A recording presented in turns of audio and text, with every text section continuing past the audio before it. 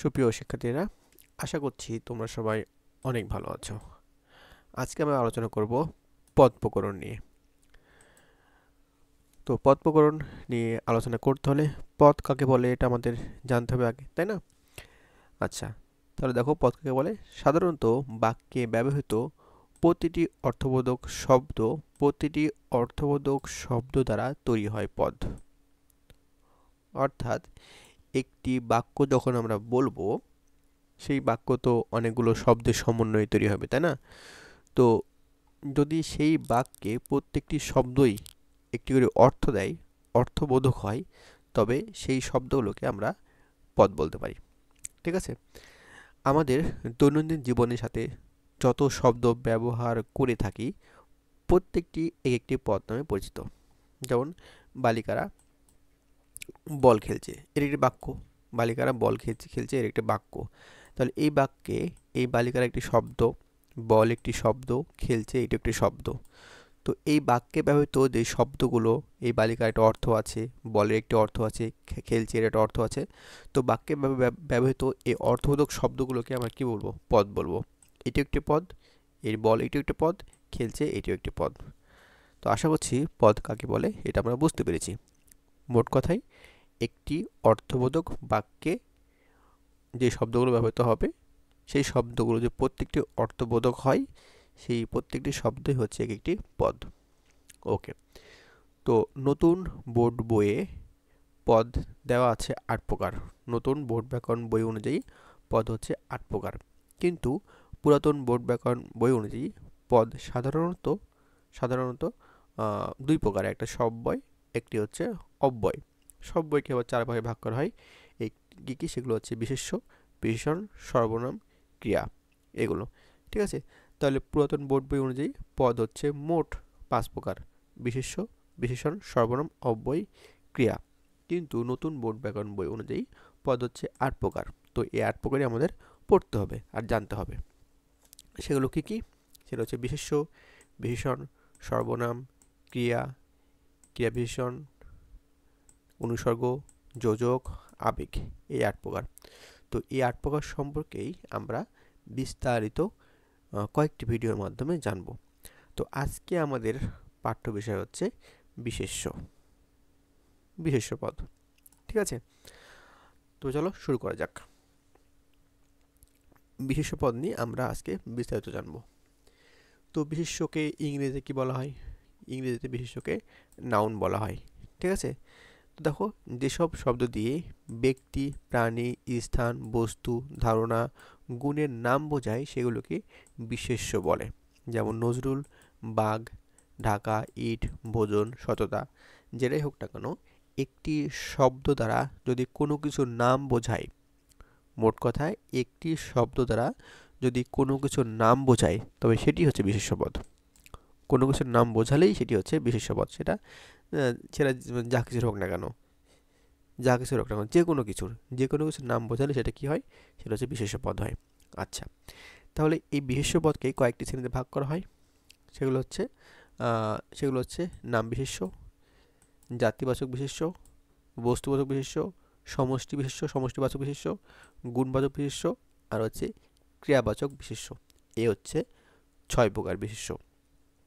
তাহলে বিশেষ্য পদ কত প্রকার? বিশেষ্য পদ হচ্ছে ৬ প্রকার। এই বিশেষ্য পদ হচ্ছে ৬ প্রকার। তো এই ৬ প্রকার বিশেষ্য পদ আমরা বিস্তারিত জেনে নেব।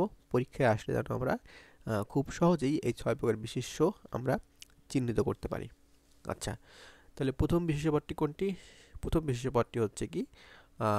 নাম বিশেষ্য। আচ্ছা, ব্যক্তি, স্থান, দেশ, কাল, সৃষ্টি প্রভৃতি সুনির্দিষ্ট নামকে নাম বিশেষ্য বলা হয়। সুনির্দিষ্ট নামকে নাম বিশেষ্য বলা হয়। এগুলো তেমন কিছু জানা দরকার নাই, এগুলোতে এত কাহিনী করার দরকার নেই। মোট কথা হচ্ছে এতটুকু মনে থাকলে হবে, এতটুকু। সুনির্দিষ্ট নামকে নাম বিশেষ্য বলা হবে। সুনির্দিষ্ট অর্থাৎ একটা নির্দিষ্ট কিছুর নাম বোঝাবে, এবং যাকে বোঝাবে শুধু তাকেই বোঝাবে, অন্য কিছুকে আর বোঝাবে না। মোট কথা একটা পয়েন্ট, সাপোজ মনে করো এই যেটা পয়েন্ট দিলাম, এখানে এটা পয়েন্ট দিলাম, এরকম একটা পয়েন্টের নাম বোঝাবে। তো এই পয়েন্টটা তো একটাই আছে পৃথিবীতে, না? আমি এখন যে পয়েন্টটা দিয়েছি এই পয়েন্টটা তো পৃথিবীতে একটাই আছে। তো যা কিছু সুনির্দিষ্ট এই একটিকে বোঝায়, সুনির্দিষ্ট এমন একটিকে বোঝায়, সেটি কি হয়? সেটি হচ্ছে নাম বিশেষ্য হয়। ওকে, তো দেখো সেটা কি হচ্ছে, হাবিব, সজল, লতা, শম্পা। দেখো কাউকে যদি আমি হাবিব বলি, হাবিব নামে পৃথিবীতে অনেক মানুষ আছে, সজল নামে পৃথিবীতে অনেক মানুষ আছে, লতা, শম্পা, এগুলো নামে পৃথিবীতে অনেক মানুষ আছে, সেটা ঠিক আছে। সাপোজ মনে করো তোমার নাম হাবিব, তোমার নাম হাবিব। এখন এখন আমি যদি হাবিব বলতে তোমাকে ডাকি, আমি হাবিব বলে যদি আমি তোমাকে ডাকি, তাহলে কি এই হাবিব দ্বারা অন্য কোনো হাবিবকে বোঝাচ্ছে নাকি তোমাকেই বোঝাচ্ছে? তাই না? পৃথিবীতে অনেক হাবিব আছে, সেটা ঠিক আছে, কিন্তু এই হাবিব দ্বারা যখন আমরা নাম বলে ডাকবো, যখন আমরা কোনো কাজে কোনো কারণে কারো নাম বলে ডাকবো, তখন যাকে বোঝাচ্ছি ঠিক তার নাম ধরে ডাকবো, তাই না? সেজন্য এটা একটা পয়েন্ট, একটা কিছুকে বোঝাচ্ছে। সজল, লতা, শম্পা এগুলো কি একটা কিছুকে বোঝাচ্ছে।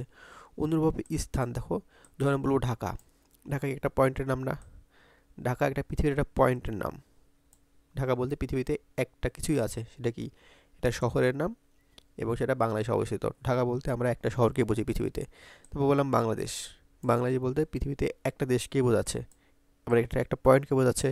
হিমালয়, হিমালয় বলতে একটা পয়েন্টকে বোঝাচ্ছে, একটা সুনির্দিষ্ট কিছুকে বোঝাচ্ছে।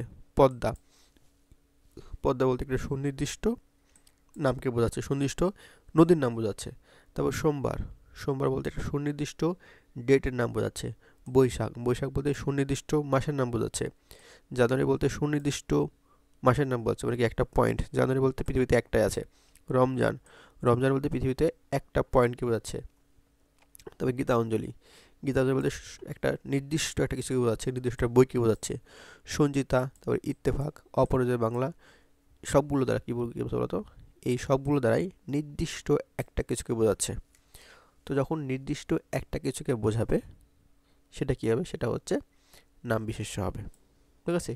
নির্দিষ্ট একটা কিছুকে বোঝালে এটা কোনো সাব সাব থাকবে না। ঠিক আছে? মানে এর মধ্যে সাব ক্যাটাগরি থাকবে না, এগুলোর মধ্যে কোনো সাব ক্যাটাগরি থাকবে না, একদম একটা কিছুকে বোঝাবে। ঠিক আছে? যদি এমনটা হয় তো সেটা হচ্ছে নাম বিশেষ্য হয়। আচ্ছা, তো 2 নম্বর হচ্ছে জাতিবাচক বিশেষ্য। জাতিবাচক বিশেষ্য সাধারণত বিশেষ্য নামেও সাধারণ বিশেষ্য নামেও পরিচিত, সাধারণ বিশেষ্য নামেও পরিচিত। এ ধরনের বিশেষ্য নির্দিষ্ট কোনো নামকে না বুঝিয়ে প্রাণী, অপ্রাণী, সাধারণ নামকেও বোঝায়। যাই হোক, এই সংজ্ঞা আমাদের মনে রাখার দরকার নেই, আমরা একটু অন্যভাবে শিখব। আচ্ছা, তাহলে এই যেখানে কি একটা পদ্মা, এখানে কি আছে? পদ্মা একটা কিসের নাম? নদীর নাম, তাই না? এই যে এখানে দিলাম, বললাম নদী। এখন আমি যখন বলবো নদী, আমি যখন বলবো হচ্ছে নদী, তখন এই নদী দ্বারা আসলে কোন নদীকে বোঝাচ্ছে? পদ্মাকে, মেঘনাকে, নাকি যমুনাকে, নাকি অন্য কোনো নদীকে? বোঝার উপায় আছে? বোঝার উপায় নাই। যখন আমি শুধু নদী বলবো, তখন পৃথিবীর সব নদীকে বোঝাচ্ছে। কোন নদীকে বোঝাচ্ছে সেটা কিন্তু বোঝার উপায় নেই। তার মানে কি এটা কি নির্দিষ্ট একটা পয়েন্টের নাম বোঝাচ্ছে? না, নির্দিষ্ট একটা পয়েন্টের নাম বোঝাচ্ছে না। নদী বলতে পৃথিবীর সব নদীকেই বোঝায়। পৃথিবীতে সব নদী তো নদী, তাই না? পৃথিবীর যে প্রান্তেই নদী থাকুক না কেন, সব নদী হচ্ছে নদী। তাহলে কি এটা সুনির্দিষ্ট কিছুকে বোঝাচ্ছে না, নদী জাতীয় কিছুকে বোঝাচ্ছে। যেহেতু নদী জাতীয় কিছুকে বোঝাচ্ছে, তাহলে কি এটা কি হচ্ছে? জাতীয়বাচক বিশেষ্য। কিন্তু যখন বলবো পদ্মা, তাহলে কি হচ্ছে? পদ্মাও এক প্রকার নদী, কিন্তু এটা কি সুনির্দিষ্ট একটি নদী। সুতরাং কি পদ্মা হচ্ছে একটা নামবাচক বিশেষ্য। কিন্তু যখন শুধু বলবো নদী, নদী বলতে সব নদীকে বোঝায়, তো নদী জাতীয় কিছু, তাহলে সেটা কি? জাতীয়বাচক বিশেষ্য। আচ্ছা, অনুরূপভাবে বললাম মানুষ, মানুষ বলতে কি কাকে বোঝাচ্ছি? শুধু হাবিবকে বোঝাচ্ছি, যে হাবিব, নাকি শুধু সজলকে বোঝাচ্ছি, নাকি লতা বা শম্পাকে বোঝাচ্ছি? মানুষ বলতে নিশ্চয়ই এই 4 জন সহ পৃথিবীর সব মানুষকে বোঝায়। মানুষ বলতে পৃথিবীর সব মানুষকে বোঝায়। তবে কি মানুষ জাতীয় সব কিছু কি মানুষ? তবে কি নিশ্চয়ই এটা সুনির্দিষ্ট কোনো কিছুর নাম নয়। মানুষ বলতে পৃথিবীর সব মানুষকেই মানুষ বোঝায়, মানুষ তো আর একটা নাই। কিন্তু যখন আমি বলবো হাবিব, সজলতা, তখন কি হবে? নির্দিষ্ট একটা পয়েন্টকে বোঝাবে, সুনির্দিষ্ট কিছুকে বোঝাবে। তখন সেটা কি হচ্ছে? তখন সেটা নাম বিশেষণ হয়ে যাচ্ছে। কিন্তু যখন মানুষ বলছি তখন কি? মানুষ জাতীয় সব কিছুই হচ্ছে, তখন সেটা কি হচ্ছে? জাতিবাচক বিশেষ্য। ঠিক আছে? অন্যভাবে বললাম ফুল। ফুল বলতে কোন ফুলকে বোঝায়? রজনীগন্ধা, গোলাপ, হাসনায়না সহ আরও কত ফুল আছে, তাই না? কিন্তু যখন বলবো রজনীগন্ধা, হাসনায়না, জুঁই, তখন সেটা কী হবে? তখন সেটা নামবাচক বিশেষ্য হবে, কারণ কি? নির্দিষ্ট কোনো ফুলের নাম বোঝাচ্ছে। কিন্তু যখন শুধু ফুল বলবো তখন কি? ফুল জাতীয় সব কিছুকে বোঝাচ্ছে, সেজন্য এটা কি? এটা হচ্ছে জাতিবাচক বিশেষ্য। অনুরূপভাবে গরু জাতীয় সব কিছুই কি? গরু জাতীয় সব কিছুই, গরু বলতে গরু তো আর একটা হয় না, বিভিন্ন প্রকার গরু হয়, সেজন্য কি? এটা হচ্ছে গরু জাতীয় নাম, সেজন্য কি? এটা জাতিবাচক বিশেষ্য। অনুরূপে ছাগল, ছাগল জাতীয় সব কিছু কি? ছাগল, সেজন্য জাতিবাচক বিশেষ্য। ফল, ফল তো পৃথিবীতে অনেক রকম ফল হয়, তার মানে কি? ফল কি? ফল জাতীয় কিছু, তার হচ্ছে ফলবাচক বিশেষ্য। তারপরে সাগর, পর্বত সবগুলো কি হচ্ছে? জাতিবাচক বিশেষ্য, কারণ এগুলো কি? এগুলো কি? অনেক সাব ক্যাটাগরি রয়েছে। এগুলোকেও এই মানুষ বলতে অনেক মানুষ, গরু বলতে অনেক অনেক গরু, পর্বত বলতে অনেক পর্বত, সাগর বলতে অনেক সাগর আছে। আশা করছি বুঝতে পেরেছো। তারপরে 3 নম্বর হচ্ছে বস্তুবাচক। বস্তু জাতীয় সব কিছু হচ্ছে বস্তুবাচক। যে দ্রব্য বা বস্তুর নামকে বস্তু বিশেষ্য বলে। কোনো দ্রব্য বা বস্তুর নামকে বস্তুবাচক বিশেষ্য বলে। যেমন হচ্ছে ইট, লবণ, আকাশ, টেবিল, বই, এগুলো কি হয়? সবগুলো হচ্ছে বস্তুবাচক বিশেষ্য। বস্তু হলেই সেটা কি হয়? বস্তুবাচক বিশেষ্য হয়। ঠিক আছে? আচ্ছা, তারপর হচ্ছে সমষ্টিবাচক বিশেষ্য। সমষ্টিবাচক বিশেষ্য বলতে নির্দিষ্ট সমষ্টি বোঝায়, যেমন ঝাঁক, ঝাঁক। ঠিক আছে? তাহলে দেখো, আমি বললাম পাখির ঝাঁক। ধরো কি কথা? অনেকগুলো পাখি আছে, অনেকগুলো পাখি আকাশে উড়ে যাচ্ছে, তাহলে আমি কি বলতে পারি? পাখির ঝাঁক। তো দেখো তো, নির্দিষ্ট সুনির্দিষ্ট কিছু সংখ্যক অনেকগুলো পাখি আছে না, এই ঝাঁকের মধ্যে অনেকগুলো, অনেকগুলো আছে না, অনেকগুলো পাখি আছে না, তো অনেকগুলো পাখি মিলে যখন কোনো কিছু হয় তখন সেটা পাখির ঝাঁক হয়ে যায়। তাহলে এটা কি হলো? অনেকগুলো পাখি হোক বা যেটা হোক না কেন, অনেক কিছু, অনেকগুলো মিলে যখন একটা কিছু হয় তখন সেটা সেটা কি হয়? একটা দল হয়ে যায়। দল বোঝালে, সমষ্টি বোঝায়, সেটা সমষ্টিগত বিশেষ হয়। তো ঝাঁক সাধারণত কি হয়? সমষ্টি হয়। তো বললাম বাহিনী। আচ্ছা, তা আমি বললাম নৌবাহিনী, বললাম সাপোজ নৌবাহিনী, সেনাবাহিনী। তো সেনাবাহিনী বলতে কি নৌবাহিনীকে বোঝায়, নাকি নৌবাহিনী বলতে সেনাবাহিনীকে বোঝায়? নিশ্চয়ই নৌবাহিনী আলাদা, সেনাবাহিনী আলাদা। আর নৌবাহিনীতে কারা থাকে? মানুষ থাকে, তাই না? নৌবাহিনীতে মানুষ থাকে। তো সাপোজ এটা হচ্ছে নৌবাহিনী, এটা হচ্ছে কি? সেনাবাহিনী। তো নৌবাহিনীতে কি আছে? অনেক মানুষ আছে, অনেক মানুষ আছে। সেনাবাহিনীতেও অনেক মানুষ আছে, অনেক মানুষ আছে। তাহলে কমন কি? এখানেও মানুষ আছে, এখানেও মানুষ আছে, কিন্তু এখানে কি? মানুষের সমষ্টি আছে। এখানেও মানুষের সমষ্টি আছে, এখানেও মানুষের সমষ্টি আছে। ঠিক আছে? অনুরূপভাবে মিছিল, সাপোজ মনে করি এটা হচ্ছে আওয়ামী লীগের মিছিল, এটা হচ্ছে বিএনপির মিছিল। তাহলে কি? এখানে সুনির্দিষ্ট রকম মানুষ আছে, এখানেও নির্দিষ্ট রকম মানুষ আছে, তাই না? তাহলে কি? এটা মানুষের একটা সমষ্টি হচ্ছে, এখানেও মানুষের একটা সমষ্টি হয়েছে। তাহলে সেটা কি? যখন আহ, অনেক কিছু মিলে, সেটা পশু হতে পারে, মানুষ হতে পারে, ঠিক আছে? তখন আহ, কিছু সংখ্যক মানুষ বা প্রাণী মিলে কোনো কিছু হয়, কোনো কিছু তৈরি হয়, তখন সেটা কী হয়? সেটা সমষ্টিগত বিশেষ্য হয়ে যায়। যেমন ঝাঁক, বাহিনী, মিছিল। তারপর হচ্ছে গুণবাচক বিশেষ্য। গুণগত অবস্থা ও ধারণার নামকে গুণবাচক বিশেষ্য বলা হয়। যেমন সরলতা, মানুষের একটা গুণ। দয়া, মানুষের একটা গুণ। আনন্দ, মানুষের একটা গুণ। গুরুত্ব, মানুষের একটা গুণ। দীনতা, এটাও মানুষের একটা গুণ। ধৈর্য, এটাও একটা মানুষের একটা গুণ। ঠিক আছে? তো গুণবাচক বিশেষ্য কি? যেগুলো যেগুলো দ্বারা গুণ বোঝায়, যেগুলো দ্বারা গুণ বোঝায় সেগুলো কী হয়? সেটা হচ্ছে গুণবাচক বিশেষ্য হয়। তো দেখো, এগুলো হচ্ছে কি?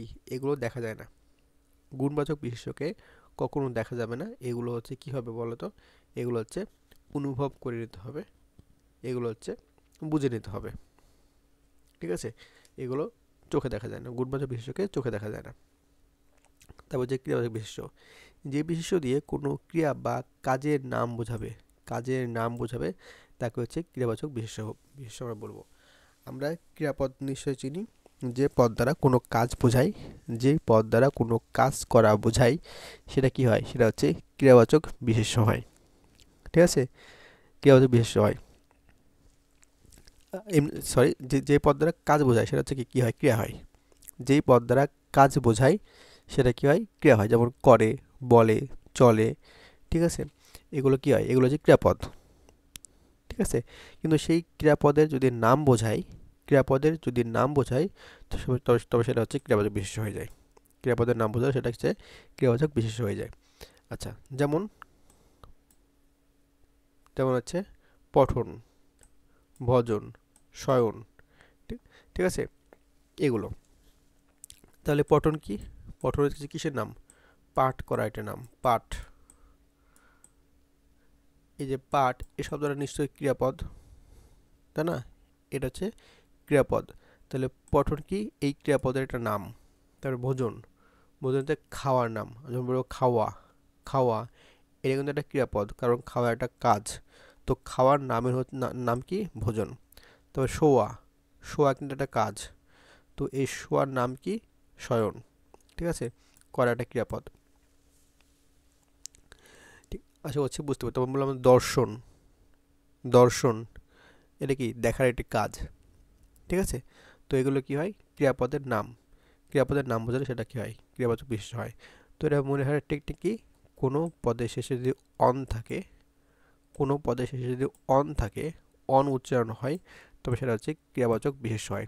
যেমন হচ্ছে পঠন, ভোজন, দর্শন। দেখো সবগুলো শেষে কি আছে, একটা অন আছে। তাহলে কোনো পদের শেষে যদি আমরা অন পাই তবে সেটা কি হয়, ক্রিয়াবাচক বিশেষ্য হয়। অনুরূপ করানো, পাঠানো, নেওয়া, তবে করানো, পাঠানো, বলানো, চলানো, এগুলো যেগুলো আছে এগুলো কি হয়, এগুলো হচ্ছে ক্রিয়াবাচক বিশেষ্য হয়। তো এটা টেকনিক কি, এটা টেকনিক হচ্ছে, যেমন শব্দ শব্দ কি আছে, আনো আছে, আনো, আনো।